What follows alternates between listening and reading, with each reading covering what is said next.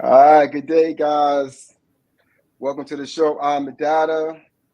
We're talking about catalysts of change, men of color defining leadership. I'm with my esteemed host, Mike Goodwin. And I thought his name was Michael Goodwin, but Mike is good. you know,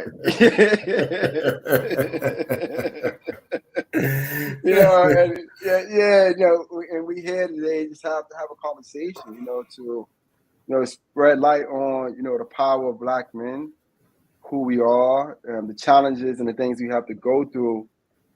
And I read something in the scriptures one time, and it said that no man is formed through basically like good things. All men are formed through adversities, through trials and tribulations. When we come into a new sight and into a new awareness.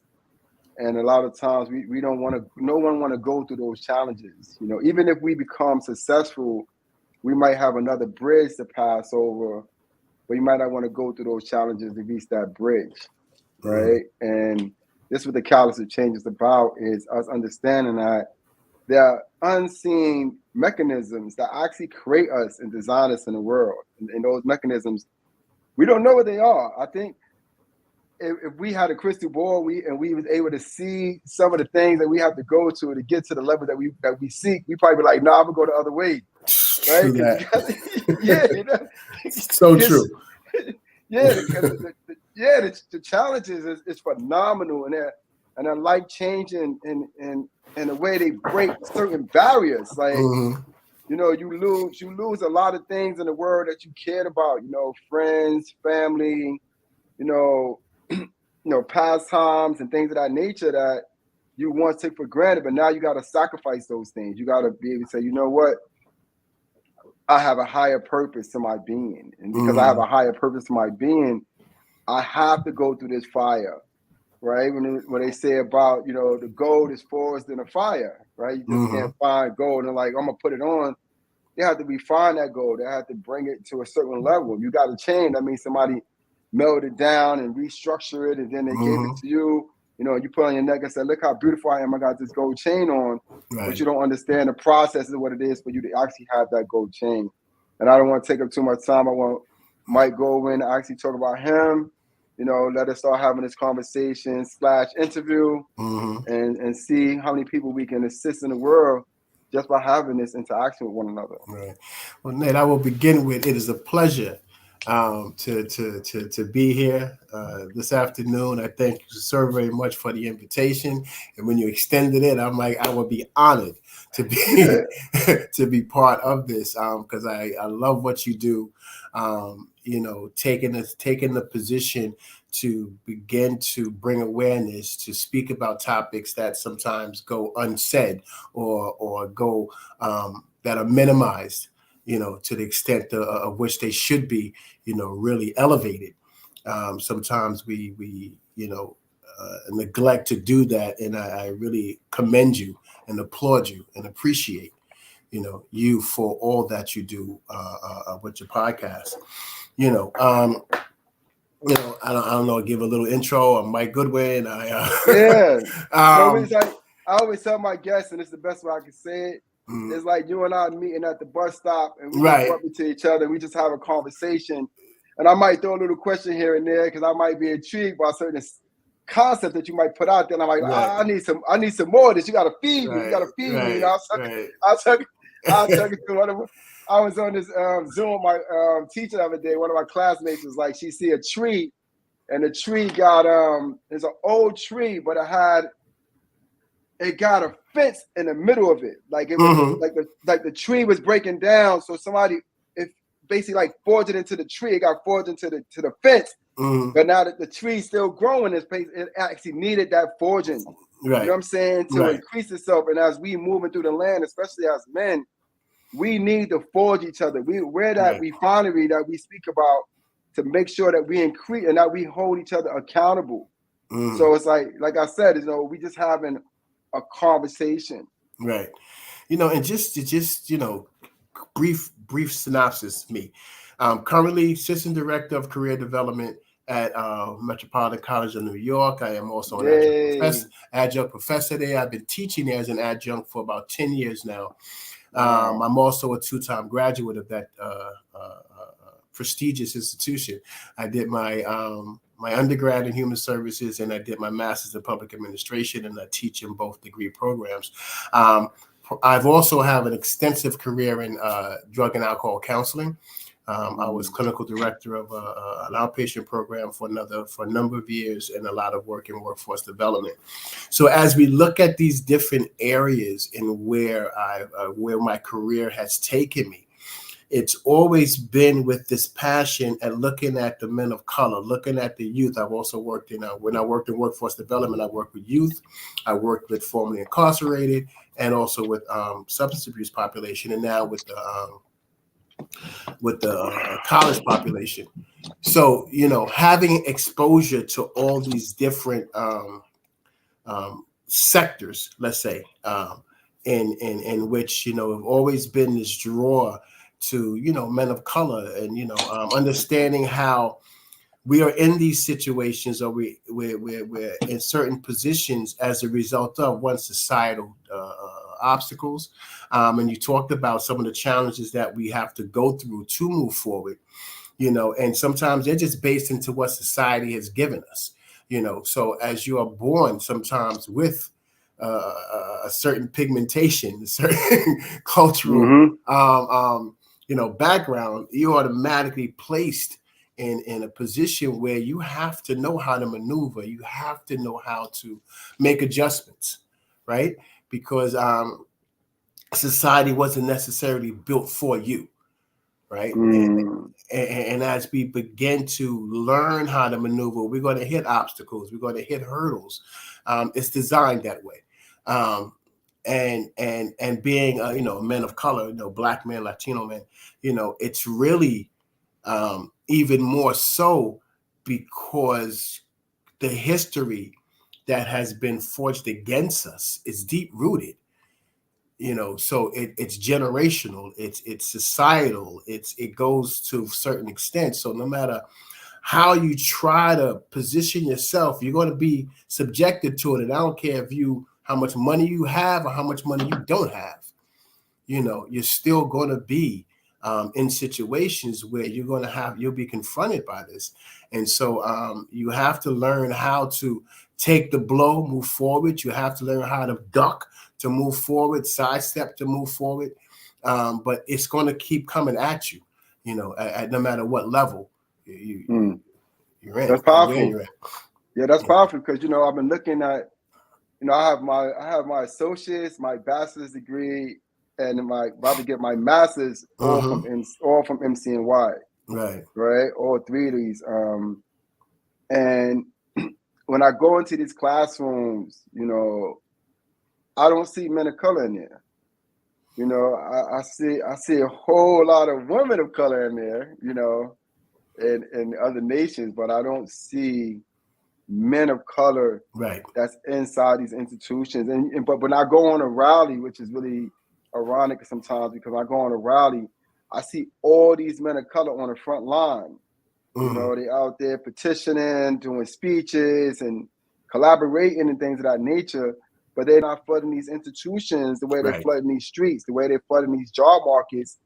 They don't have that same intensity. They don't have that same sense of awareness. And you said something that's really profound. The fact that, and it came across me this morning, we did not create this life. Even though we're a part of it, even though we're living this life, we did not create it. And because we did not create it, we cannot be the greatest fortune teller in the world.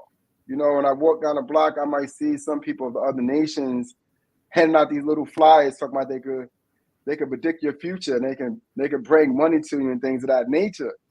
And I'm like, well, if you could do that, why would you stay on the corner? Good point.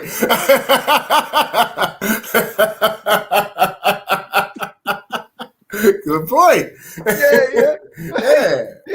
Like you're trying to deceive me, you know what I mean? Because if you can see the future, I'm pretty sure your future would not have projected you to be stay on the corner trying to hand out flyers to people that don't want it, because you predict that basically 80% of the population don't want those flyers, right? You know, a man and a woman has to be at a certain point in their lives, right? And it's not a beneficial aspect of it. It's a harmful aspect of it to actually extend a hand and take that card so you can actually go and tell them the future.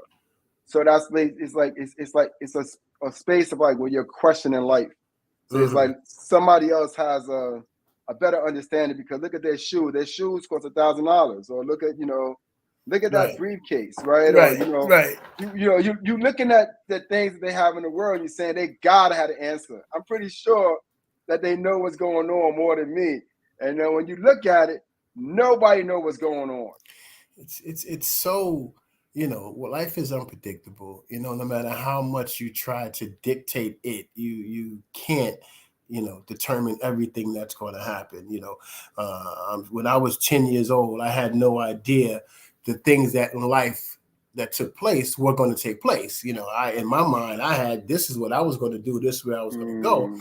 But life decided, you know what, I have there's a different plan, you know, and, you know, we grow from, or we should grow from all that we experience, succumb to it, and some grow and elevate, you know, from it, you know. But, you know, just going back to what you said with the men of color, or lack thereof, you know, when I did my second master's at Baruch, and I did it in higher education, the focus of my second master's was on the lack of enrollment and retention for men of color in higher education, you know, and I really became, you know, aware of the extent of it nationwide, because sometimes when you're in certain environments, you see something that you think is prevalent throughout the country, right? But, you know, it's really not, you know, because that, you know, and I would say this at MCNY, you know, we have a lot of Black professors, you know, I'm one of them that, you know, are there,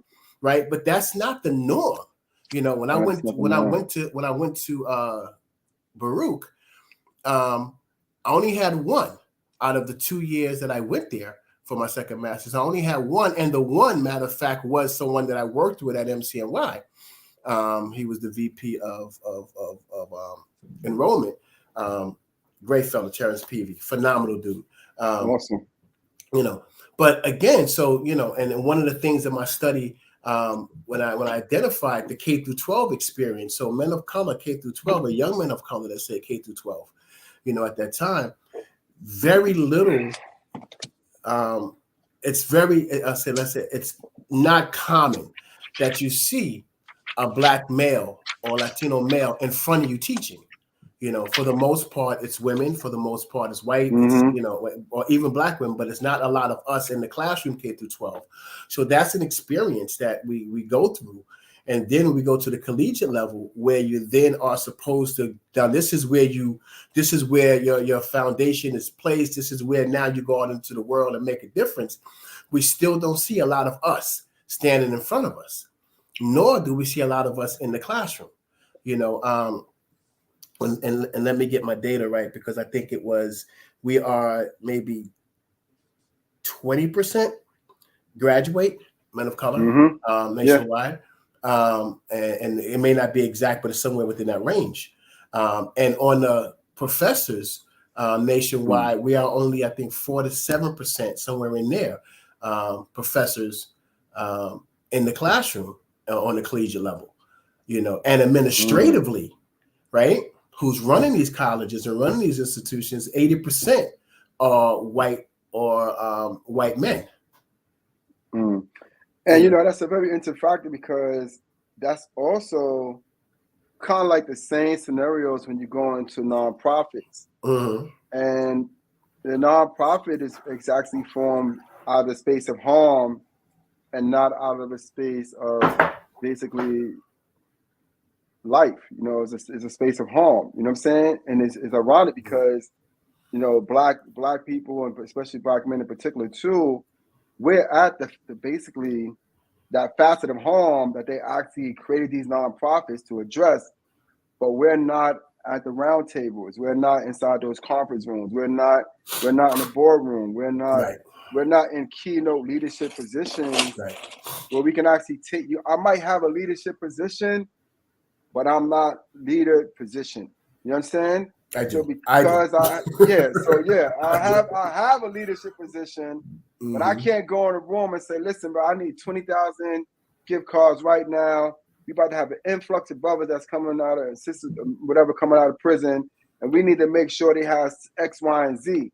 No, they got to come into the organization and sign some paperwork and fill out some applications. Then they got to send that over to the next person. Then they get approved, and we can give them a Metro card, right? So it's we're not in. Even though we may be the parents of these things, when we're looking at it, you talk about nationwide. You're not just talking about in a city. Right. You're talking about nationwide. This is a phenomenal aspect to look at it from a nationwide scope and see that 20%, you're not even on the radar. You're not even on the map when you're looking at 20%. 20% doesn't even exist. Right. And like, okay, right. But and what difference are you making? Yes, we have where we, of course we have an impact. I'm not going to minimize the strides that we made, nor will I minimize any impact that we may have made it. But it's still when you look at it from the grand scheme, it's still so much that we're not involved in. And as we look at education, so to get into the boardroom, to get into these positions of power, if you want to say it in that sense, or influence, let me say it that way. They look at, okay, what degree do you have? What school did you go to? Right? Because then now that becomes part of the resume, right? Where'd you go? What you do? And so as the number of men of color, it's still at an all-time, at a low across the nation in higher education. We don't get many opportunities to be at that table, right? Because we don't fit that criteria, right? Because ironically, the criteria is not decided by us because our life experiences, our knowledge, and all that puts us there, right? But it doesn't. But that's not the criteria that is chosen. That's right. For us to be there. That's right. We're not solidified. We're not based. We're not forged into the earth. We're not forged into the stones that's actually getting thrown around the room, right? I'm on a panel right now, and they're talking about lawmakers. They're actually creating bills that's actually going to basically address my people in the next 200, 300, 400 years. But the people that's actually writing the bills is not my people. Right. Right. They're not African American, so-called African American or Black people, whatever they want to define us out in the land. We're not at the forefront of the table. Our names are not on these policies. They're not on these bills. We don't have stakeholders' ears when you're talking about creating new laws and addressing systemic harm with incarceration or economical disparities and things of that nature. We're not at those tables. We might be in a room giving them information on how to actually form the bills. But when they form those bills, our names are nowhere on those bills. Right. So we're not projected as the leadership models, even though we may have entered the room. And we entered the room, we beat our chest that we got into that room. But we're not able to pass this down as a legacy. Like I was in that room, so my sons and my daughters are going to be in that room, and so forth and so forth and so forth. This is not the case. You go into a position, your position expires, and then they replace you with unknown people that don't even know nothing about your path or your life or what you want to do according to your legacy. And it's like I heard one time, I don't know her name, Eddie Ellis' daughter. She was at an event doing a speech one year, I think last year, and I was kind of taken aback because I saw her because I never saw her before that. So it's Eddie Ellis is here. He created different policies and things of that nature. He helped a lot of our brothers and sisters stay out of carceral systems and things of that nature. but I never saw his sister, and to see his, I never saw his daughter. To see his daughter so phenomenal and speak on this podium, and I never saw it before, kind of rocked me to the core. Because I was like, why did I never see it before? Right? If she was already doing this work that Eddie Ellis was doing, you know what I'm saying, after he passed away, why was she invisible all these years? Right. Eddie Ellis been going for a long time, been going for many years.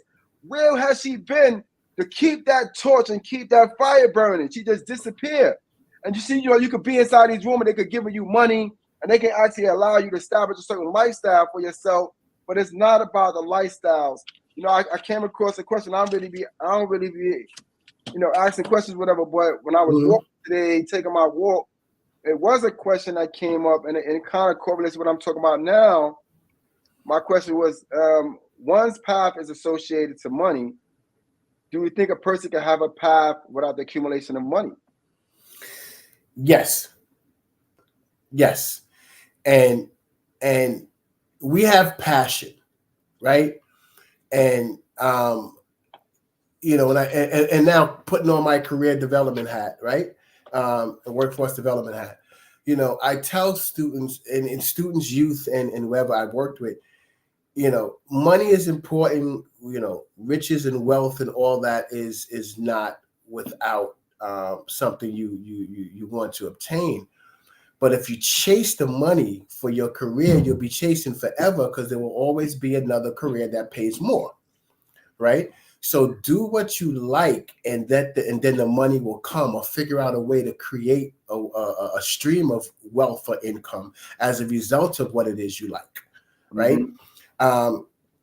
So yes, we can have a path that moves us, for what we are, passionate about, for what we want to see changes made, for what we believe in, for what we stand for, right? And as a result, and if you're good at what you do and you position yourself at what you do in a way that brings about more attention, fame, or however you want to refer to it as, yes, you'll get. And then we look at so what is enough money for you? Because that's subjective, right? Do I want what's his name, Amazon Bezos money? Do I want his money?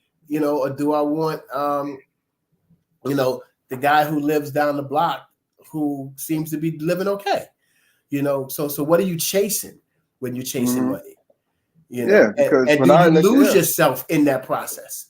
And that's because if I look at like say Malcolm X, or if I look at Martin Luther King, or I go into another nation, I look at Gandhi. Right. None of these men was associated to money. All these men was associated to power. They were associated to certain principles and ideologies. Right. But if I go into a platform today and I see men and women, I see the association of money before I see the association of anything else. Right? And it gets to show like how we've been actually beguiled, I would say, to actually basically take these things as the precedence of our gifts. Like our gifts cannot be defined by these gifts that actually been given to us. A lot of us have been given these gifts sometimes to be silent, to not make any power moves, to hide in the dark and let everybody else fend for themselves. And I've been in spaces where I told you earlier before about last week about cancel culture, that they actually pushing around in the nonprofits and the advocacy spaces. They canceling one another out because people are not fitting into normacies. And there is no normacy when we're in a space of harm. There is no way. There's no one size fit all type of concept. What do you say? Ida B. Wells and Sojourner Truth were two powerful Black women of power, and they had two different approaches to address the enslavement of their people. Right. They were not took the same approach. However, when they actually formed, I think with Sarah B. Anthony, I think, were dealing with the voting right of white women, they was on that platform. They were supporting those people on that platform, even though they know they wasn't going to get voting rights, but they knew that the one side of women get voting rights, and the voting rights will actually spearhead to everybody else, but they had different approaches to actually get there. And now today, Black women are able to vote, right?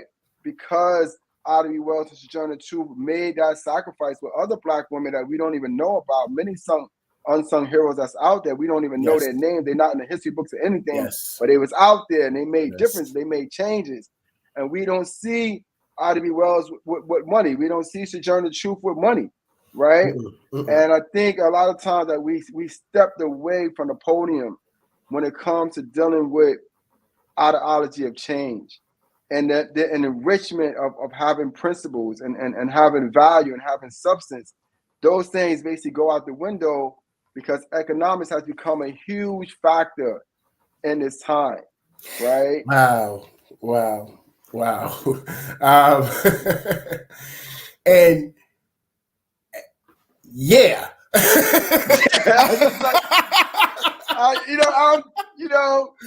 Because this is from studying many books and studying many books and looking at people's lives, like Frederick Douglass, what a white man told Frederick Douglass, you learn how to read is not going to be a good thing for you. Right. And he was like, what do you mean? I need to know how to read. But when he did his autobiography, he stated that learning how to read was one of the worst things that he did because it increases awareness of actually what was actually happening to him and his people at that time. And also that in a note that he couldn't change it. Right? I can make some changes. I can help build some men and women in land, but in my lifetime, I can't change this system. This system is entrenched. The roots of this system goes up to the moon. You know what I'm saying? And we can't get to the moon to unroot it. You know what I'm saying? So it's like it's still there. And by him having this knowledge and having this awareness, this increases his sorrow. Like when we go into scriptures, the Most High says, with much knowledge, sorrow is increased. The more knowledge you obtain about a particular situation or a certain reality in this world, your sorrow increases for that. You cry out for your brothers, for your sisters. You cry out for change. You cry out against systematic injustices that's taking place. And you know that you only one link of the chain. You know this. So they say, you get into the room, but it has nothing to do with me getting into the room. It's about us getting into the room. How many links that's going to be in this room? So now we got this long chain, and we can play tug of war with that chain, right? And we could bring forth changes, and we could take one link off and take that link because we see that link is stronger, and put that link, in the front, or put that link in the back, right? Or put that link in the middle. How do we position ourselves against a systematic structure that actually been structured in colonial times that we had nothing to do with these certain structures? Nothing to do with it. We wasn't even alive. I mean, we was alive, but we wasn't alive. We had nothing to do with their laws, statutes, commandments, or whatever they want to talk about. We were not at that playing field, at that drawing board when we say, they should get this amount of time if they break this law. Or this should happen to them if they find themselves in a space of homelessness. Or this should happen to them if they lose their job. We had nothing to do with these different dynamics. And as a public administrator, I'm actually at MCNY now, doing my master's as a public administrator. This has been brought to my awareness, even in the studies of Dr. Lee and other professors like Crookendale and things of that nature, Perlman and things of that nature, that actually make me look at HR in a different perspective and see what their obligations are to bring forth economical wealth, and not just to basically form an organization. It's not about you forming an organization. It's about you forming economical wealth in the space where that organization is at, to ensure that systematic problem is done away with, washed under the sea, and now we can go attack the next one. Wow, there's so much that you said, and so many layers. As you look at the strive for wealth opposed to the strive for true justice, right? How when we look at the individuals you named, Douglass, King, Malcolm, I do a study with one of my classes, philosophy class, and I look at the 3 different approaches by Black Panthers, King, and Malcolm.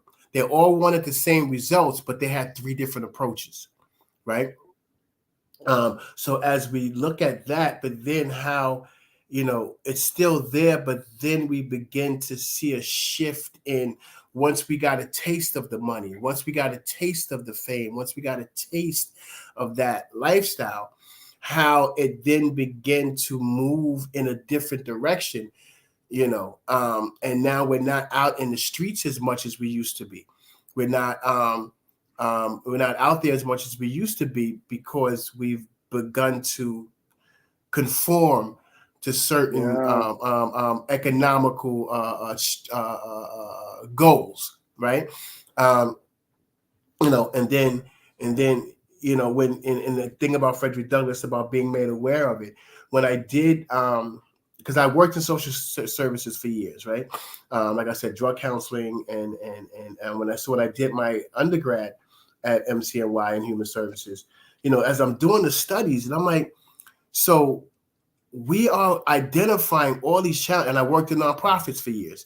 So we're identifying all these challenges, and we're helping the individual directly, but who's changing the policies to make this thing different?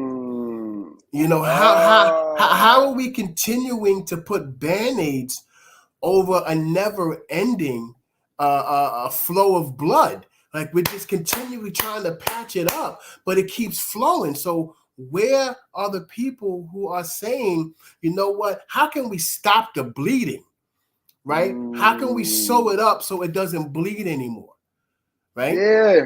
How can we do that also? So then then when I did my master's in public administration, because I went in it to try to make a difference, from more policy perspective.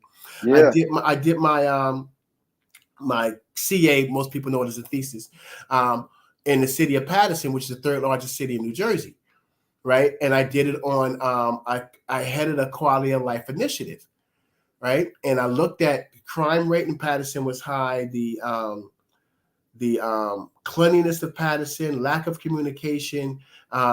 Paterson was broke, so they had to let go police officers. You're letting go of police officers, but the crime rate is steadily rising.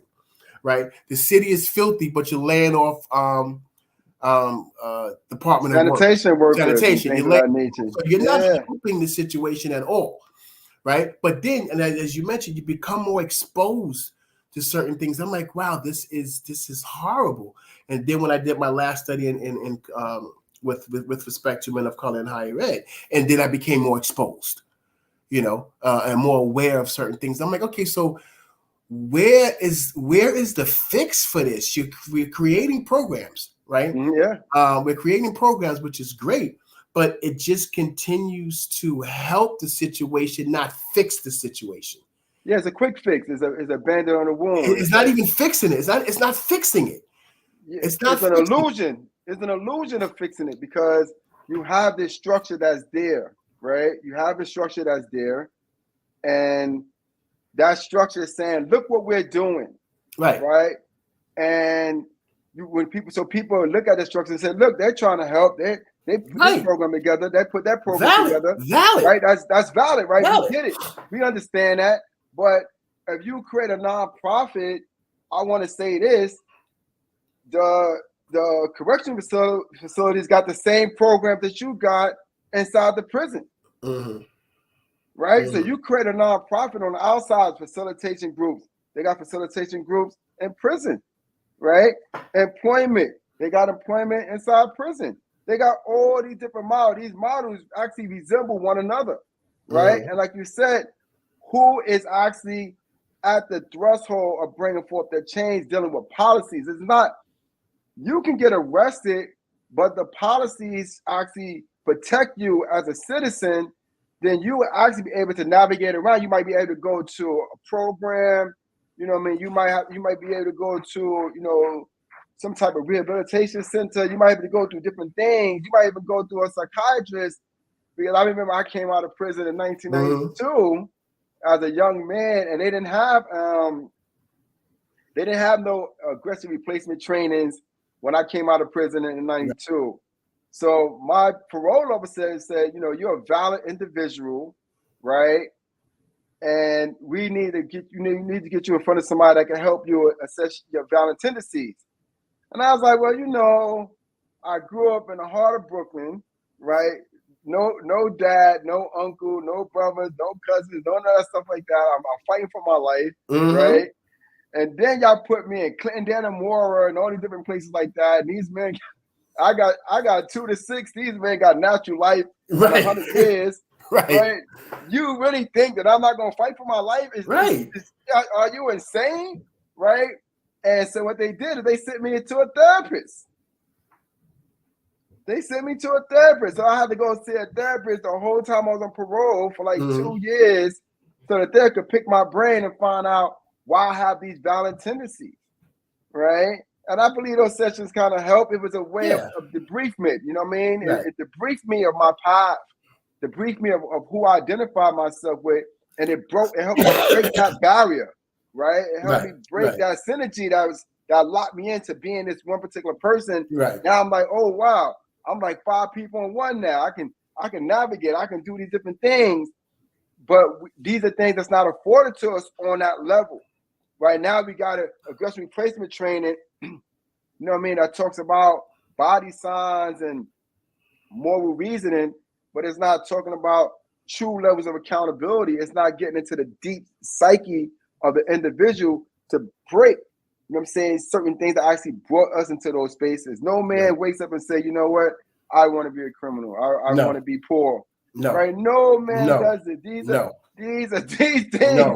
These are things that take place within our communities, you know, households that we're born into and things of that nature. So for us to not be at that table of writing policies and procedures, implementing new laws, that shows within itself that whatever this issue is, it's going to take precedence over us because we're not at that forefront to change the precedence that actually goes against us as an individual. There's one more thing I wanted to say, and this is a scripture where the Most High said, he said, when I found you, you were naked and full of blood.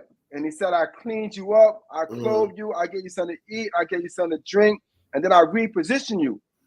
According to our leadership today, how many of us is doing this to our broken brothers and sisters that find themselves broken by these different systematic structures, that basically get bogged down by the nonprofit structures, they get bogged down by advocacy, certain principles that they follow, and wind up losing themselves in the midst of that? How many go back to them when they're naked and bloodied and broken and reframe them so they can actually become these new influential leaders that we need? That's actually going to forge a different way for society. Right. It becomes a you know, and like I mentioned before, you know, it's I got mine, go get yours, right? If I could do it, you can do it. I don't understand why they just don't go out there and get it together, because the situation is not the same. Your situation is not my situation, right? Or I didn't grow up with this type of environment or this type of lifestyle. My lifestyle was different. So what you had access to, I didn't have access to, right? So if you minimize the resources or you deplete the resources, in certain environments, in certain communities, it lessens the opportunities for those to strive, right? And for those to succeed. And succeed to me is also subjective because I don't know exactly what that means. But so we always have to look at who's in control of this. And something I want to say too, we may not be in the room to make the policies, but we damn sure are part of their studies, right? So they're going to study our behaviors. They're going to study us, right? And see what we do. And then they'll make the decisions for us, opposed to having us there to really make the decisions, right? Or funding, and this is where we also look at funding. So, you will fund certain organizations, abundantly. Here is 1.3 million. Here is this. Here, go. But then some organizations, you say, well, you know what? I can only give you like 20,000, right? But we are the ones who have a true sense of what's going on. We are the ones who have, connections with these experiences. But you'll minimize our funding, but you'll give the funding to someone else because of, that's right. Right? Yeah, that's right. And so we look at so many different ways that things are influenced, how things are controlled in a way where, it's not, we're not privy to certain things. Right. And then somebody on the outside will say, well, why don't you just go ahead to school and go ahead and get your degrees and go ahead and so on and so forth. Right. Yeah. But sometimes when we do that, then we're still not treated the same. We're not given the same opportunities. I have 2 master's degrees. What does that mean when a cop pulls me over? Nothing. That means absolutely nothing. What does that mean? Not on your forehead. You don't right. have 2 master's degrees run across your forehead. Right. So they can see who you are as a leader. Right. Right. It's kind of like none of that. None of that makes a difference because all you see is this black male. That's it. It's like Glenn Martin said, the thought leader of dealing with reentry and dealing with incarceration systems. He actually put an interesting point out there. He said, we'll go to the funders with these grandiose ideas. Right. And they ask us how much money we need. And we say, well, we need $200,000 to basically even make a dent in this situation. And they turn around, they analyze it, after they read our executive summaries and stuff like that. And they be like, you know what? We're going to give you $50,000, but you still got to do all the dynamics of the work that you asked for $200,000. Right. And he said, this is what actually shows that these systems are not breaking each other down. Right. Those that have money, as opposed to those collaborating that has the insight, they're not working in unison to actually crush these systems from the inside out. When you actually go on events or I go into different rooms and I speak about crushing systems, they're looking at me like, is he crazy? Who want to crush a system? And I'm like, well, I don't know. Maybe it's the people that's having sons and daughters, you know what I'm saying, that might want to crush systems because they know that they got sons and daughters, they're going to leave in the land behind them. And what do they sons and daughters now got to contend with, right? When they leave behind, they leave this new money behind them. And now the kids go and take the money and go buy houses and cars and boyfriends and girlfriends and stuff with it, right? Now what you got to show for all the money you made in these different systems, and then your child wound up getting incarcerated or things of that nature. Now, if you can actually go back and say, yo, let me fix this when you transition, then you wouldn't do that. You know what I'm saying? So at the end of the day, it's like what we leave behind us, we can't come back now and say, you know what? I should have did this in real time. I should have implemented this at this time and that time. Now we done move from this platform into a whole nother platform that's not associated with one another anymore. Right? So yeah, you could take the money, you could take the positions, but as long as the policies are still in place, especially as us men and women that's moving in spaces of MPAs, MSWs, and education and things of that nature, we get to see the world from a different spectrum that other people get to see it. And we get to say, wow, man, it's not about making noise, right? It's not about being seen. It's not about their capitalist society. It's actually more about why are these systematic change issues here in a space of basically a country of abundancy. Why would these things be here? We're speaking about abundance, and somebody driving around with a self-driving car, right? Why are we still just dealing with antiquated systems and building antiquated systems and dealing with antiquated constitutions and laws of that nature that's actually causing these policies to basically have a leg to stand on? Without the certain laws and without the Constitution, the policies that you're creating would not have any legs to stand on. So we're allowing you to create new legs off of these policies, right? Because y'all still got the same old antiquated colonial constitution. Y'all still got the same antiquated colonial laws that's in place. And this is how you're able to create legs after legs after legs after legs. So now we see an 8-leg elephant, you know what I'm saying, in the room, because you would have created all these different legs on the elephant where it only supposed to be 4.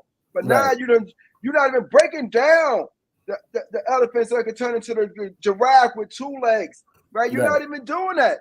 You got you increasing these different entities of harm, and you're telling us as coming in the land as new life and as new life forms that this is okay because you're living a nice life. Right.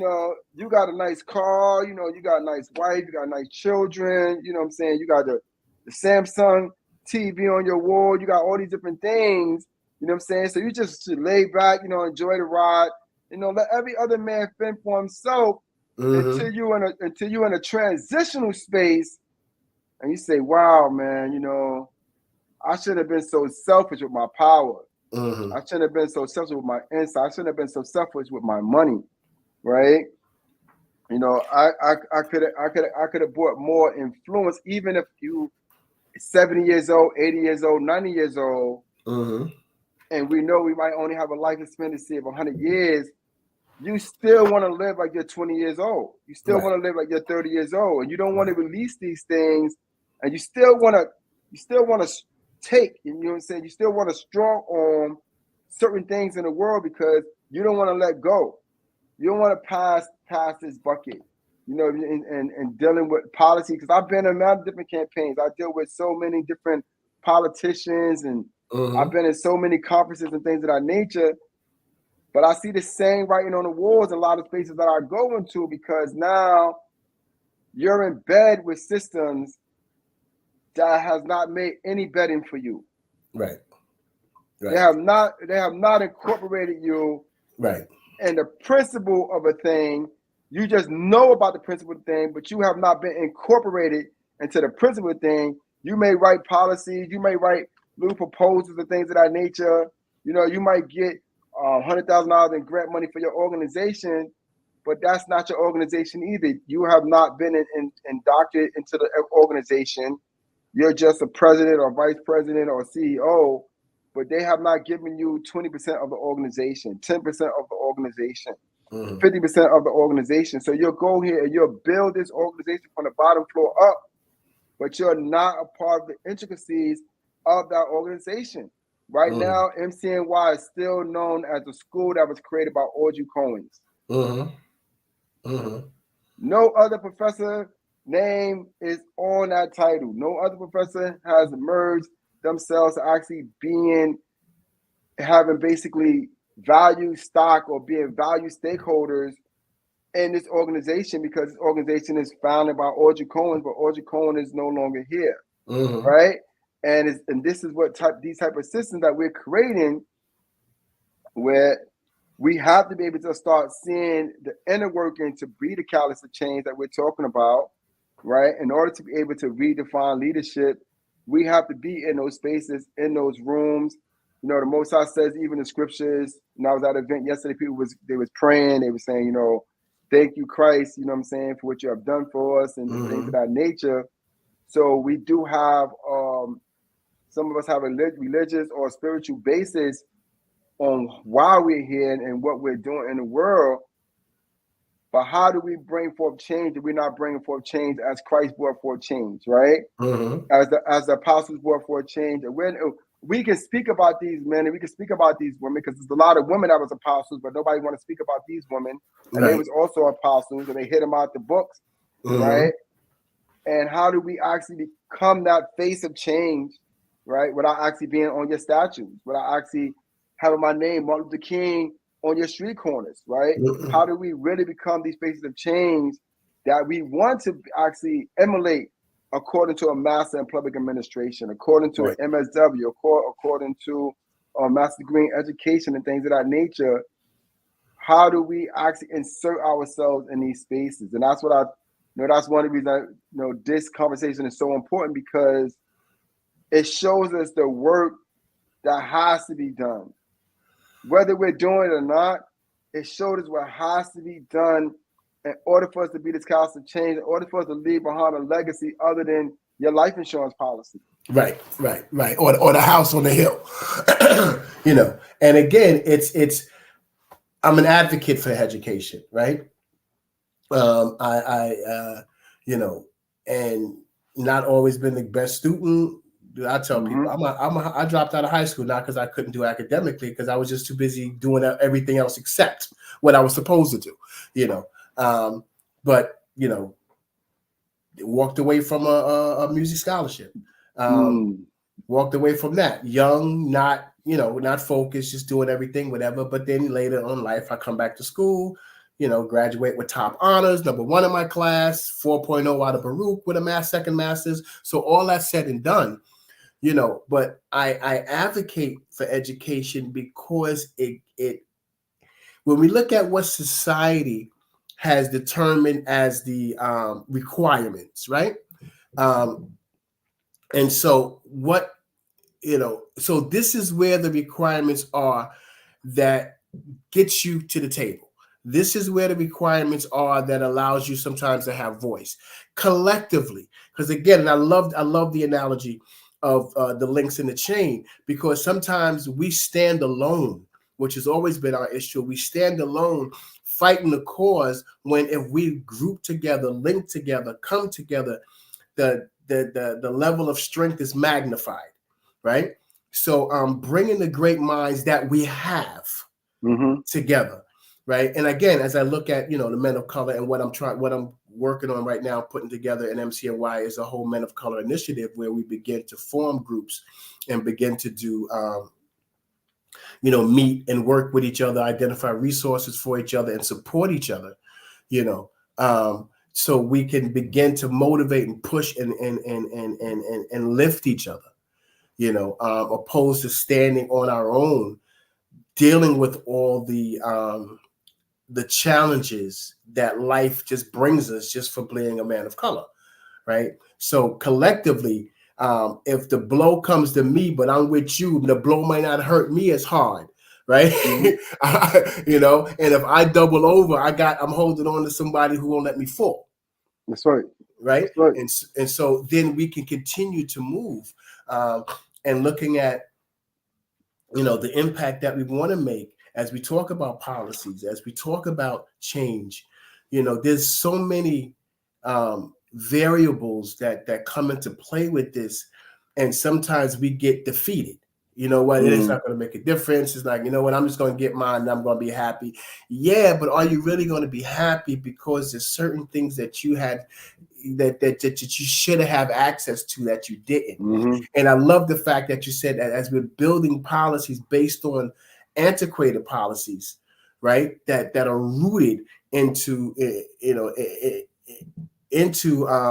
the system, and we just building on them opposed to breaking them down. Like, yo, dude, this is what happened back in 1875, man. That's like, right. why, We're in 2023 why are we still working with this concept? That's right. This concept is not these right. These men and women are no longer here. It came with these concepts, but right. we're still living life through them instead of living life through us. Right. We are the new life force. We are the new energy that came into the world. We do not have to find the old energy that was in the world that was reprocessed into us to actually try to turn around and define who we are. Right. We are that new life force. We are that new energy. And I think that we forget this because we're so skeptical about who we are and what we don't know, instead of appreciating who we are and what we have and what we do know. So we get encased in these old principles and these old concepts of doing things. If you go and create a nonprofit, you're going to emulate your nonprofit according to how these systems the nonprofit actually runs, according to your counterparts. You're not going to create a new nonprofit scenario. You're going to build off of the nonprofit systems, the way they have their systems now and how they've been running. Eventually, you're going to start talking about change, and it's going to turn into money.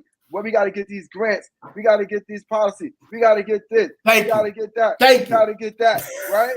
So now you're not going nowhere fast.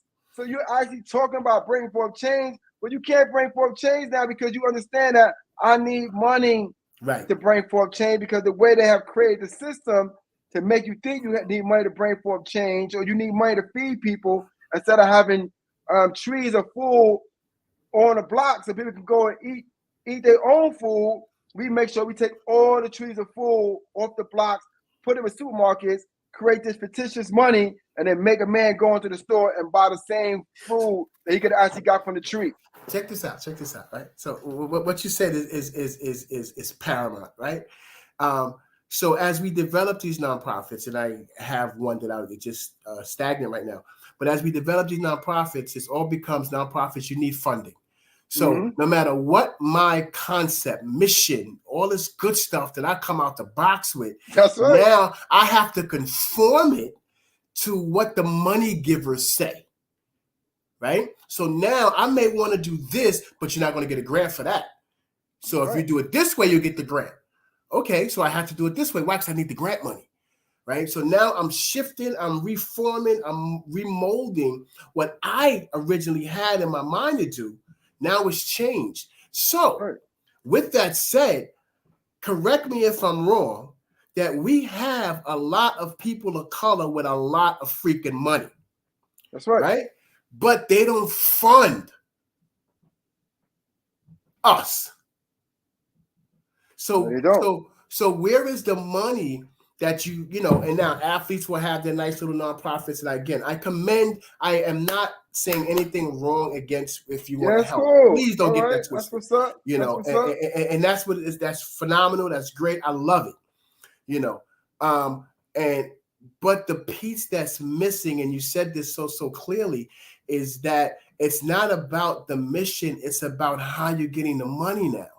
That's right. Because the money changes all things. Right. So I have to shift it. So if I have this phenomenal idea and I want to work with young men in high schools and I want to create opportunities for them, I want to form all these unions and links. I want to do all this for them. Well, okay, that's great. But I'll only give you 20,000 for that. I'll only give you. But what I want to help these young men statistically. You only gonna have one man now. You only gonna have one man, not young man. You only gonna have one man with 20,000. Right. Statistically, you see the numbers. You talk about the crime rate of young black men incarceration. You see all this stuff, right? But you're not pouring money into that to help to stop or correct the situation. You're pouring money into the prison systems to help retain them. You're pouring money into helping Ukraine. And all these other countries, you're pouring money into that, but internally we see the issues, we see where you know the challenges are, but you're not pouring money into that. Yeah, you see the shirt I got right here, closed rackets, right? All right, let's look at it like this, right? The systems, basically the conservation system, supposed to be a space of humanitarian values, right? If that is the case, then why is it on the stock market? See, so when we're looking at this, we have to look at this thing with spiritual eyes and spiritual hearts, man, to see, and the spiritual soul to see exactly what is the framework and what we're trying to build against and what we're building on. These foundations that's both of humanistic change and humanistic values cannot be so because they're looking at the capitalistic side of the spectrum. And once you start looking at the capitalistic side of the spectrum, you're looking at your jets, you're looking at your yachts, you're looking at your fast cars, you're looking at what kind of schools your children going to. So now the dynamic of humanitarian value and social justice flies out the window with the pigeon coop, right? So it's gone. It's gone. And as men of color, you and I, you know what I'm saying, we're both in our way educators in different aspects of the word, but we see the writing on the wall. Right? And the writing on the wall say, get money, get money, get money. It's not saying bring forth change, bring forth change, bring forth change. Pull your brothers and sisters out the dirt. You know what I'm saying? Cleanse them up, clean them up, put a new suit on them and do different things. It's not saying that, saying get money, get money, get money. Right? And I know we went out of time, right? So we only got like a minute left. Right. But we got to probably start, probably got to do a round two. I'm gonna say your last words and let people know where they can reach you at and how they can connect with you. Yeah, definitely. And definitely. And again, you know, thank you so much for the opportunity. And again, so many things that we touched on that we could spend a whole session on just one of the multiple things that we touched. But that that gives that brings awareness to the multiple layers that are involved in this, and I am a person of change. I work for change, and to me that is prevalent and important as we move forward. So again, I am looking at doing a Men of Color initiative at the college. I'm looking to reach out to men of MCNY or outside of MCNY Fire me up. who can support this on this in this venue, but also abroad. I'm also part of I'm on the board with some youth organization in the Bronx that we're looking to do some things for the youth in the Bronx as well. Because to me, I look for prevention, not intervention. What can we do to stop the bleeding, opposed to what can we do to manage the bleeding, right? That's right. You don't want to manage nothing. Yeah, let's stop it. Please, you can reach out to me at I'll get my MCNY email, mgoodwin at mcny.edu, mgoodwin at mcny.edu. You can reach out to me, and just if you want to have conversations about certain things that you're doing. I've been in the field for not dating myself over 30 years. There's a lot that I've experienced out that I've gained through education, knowledge, and really more so life experience. Feel free to reach out to me if you have thoughts, comments, or something that you are interested in doing as well. That's right. And hold on for a minute. I want to make sure that this is, you said M Goodwin at mcny.edu. All right, at MCNY, yeah. EDU. So I put this up here so they can automatically connect with you.